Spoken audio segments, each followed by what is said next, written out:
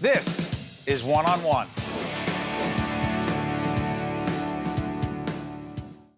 We're pleased to be joined by Sarah Kay, Director of Corporate Giving at Prudential Financial. Good to see you. Thank you for having me.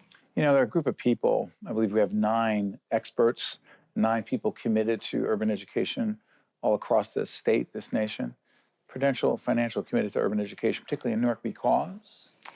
Well, Prudential's headquarters is here in Newark, New Jersey. We were founded over 140 years ago to really ensure that everybody has the opportunity to achieve financial security.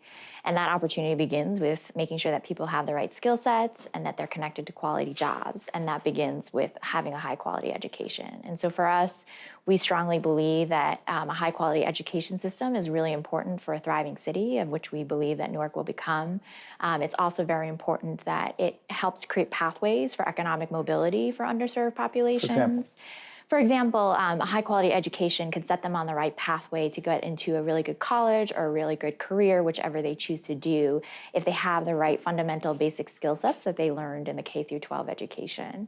And it's inextricably tied to making sure that this nation has a skilled workforce. So at the core of it, we are a business and we want to make sure that we have the future workforce here in our headquarters cities of Newark, but also for these young residents to be able to go out wherever they want to go to in whatever location. So let me ask you something. What do you think some of the most significant challenges that urban students face really are?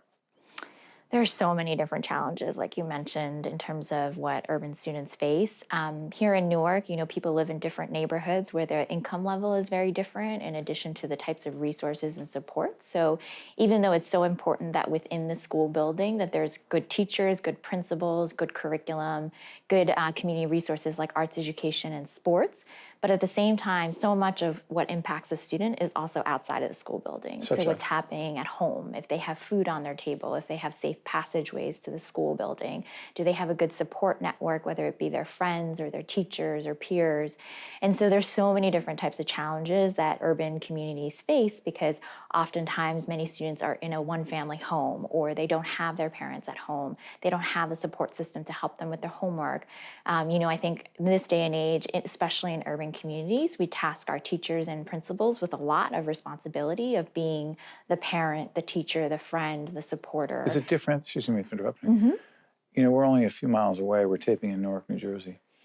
And I don't want to point out any other communities, but say it's Short Hills, a particularly wealthy suburban community. Do you think we ask more of principals, teachers, educational administrators, people who deal directly with urban students, whether it's Newark, Jersey City, Camden, et cetera? Do you think we ask more of them than we ask of others? It's not that we personally ask more of them. It's more expected. It's not, and again, it's not the expectations, but the teachers and the principals, they actually do more than the teachers and the principals in some of the suburban areas, just simply because of the nature of the community of where these students are coming from. The needs are greater. The needs are so much greater. Like I said, especially if they have only one family member at home who's working a day job and a night job, they don't have that support system to help with their homework. I mean, even in my friends that live in suburban communities, and they're trying to make that decision as to whether or not to send their child to a public school or private school, I always tell them the biggest difference is the resources that are at home. That makes a difference. Every public school teacher does their best, whether they're in the urban education or in the suburban area, but then there's so much more that the child faces in terms of challenges that can be help addressed at the home.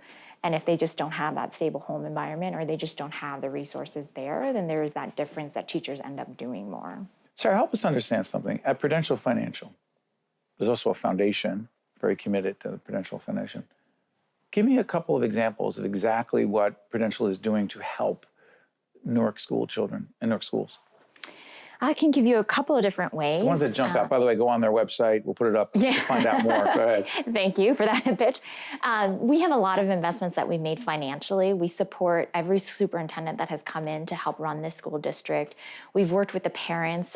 For example, we support an organization, the Newark Trust for Education, that's really based on community members getting their input and really helping to understand what it means for the city to return local control.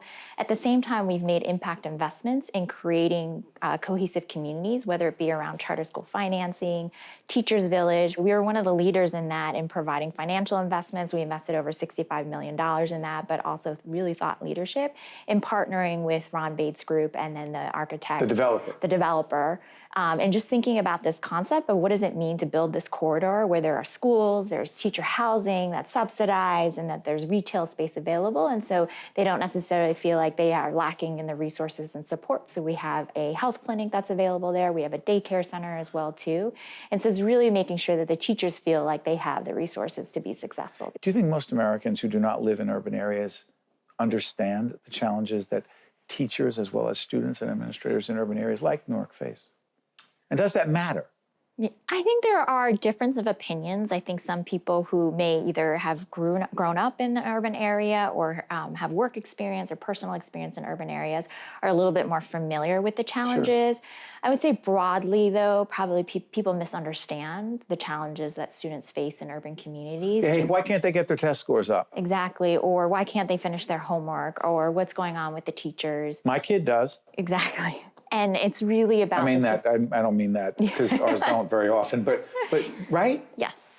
And it's about the support systems that are really necessary for a student to be successful. And that support system is it's like a whole orchestra. You need every single player to be there, and it has to take everything from the teacher, the principal, the coaches if they're part of sports teams, the after-school communicators. The corporate community. The corporate community, public agencies, the city office, all of these individuals. That saying, it takes a village to raise a child, is even more true when you're in an urban community. Well, listen, Sarah Kay, who's the Director of Corporate Giving at Prudential Financial, thank you very much. Thank you for having me. One-on-One with Steve Adubato has been a production of the Caucus Educational Corporation, celebrating over 25 years of broadcast excellence. Funding for this edition of One-on-One with Steve Adubato has been provided by New Jersey Resources, Berkeley College, United Airlines, Hackensack Meridian Health, the Fidelco Group, the Turl Fund, supporting Right from the Start NJ, and by NJM Insurance Group. Transportation provided by Airbrook Limousine, serving the metropolitan New York, New Jersey area. One-on-One with Steve Adubato has been produced in partnership with TriStar Studios.